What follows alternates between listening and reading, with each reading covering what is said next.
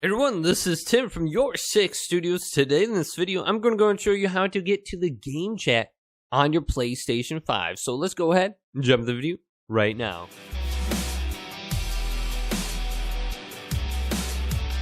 So let's say you're playing a game on your PlayStation 5 and you want to go to the game chat from your party chat. So if I go ahead and join a party chat right now, I'll show you how to switch to the game chat. And this is very easy to do. So I'm in my party chat, the B team. So right at the top where it says the B team, it says you can switch between two voice chats.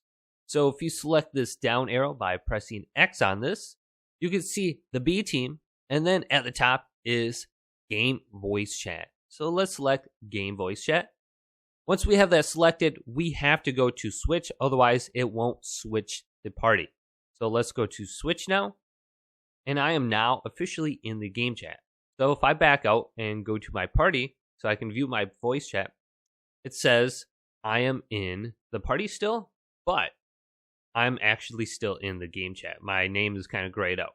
So if I want to go back to the B team from the game chat, I literally have to pick it again and go to switch. And now I'm back in the B team and my name is white.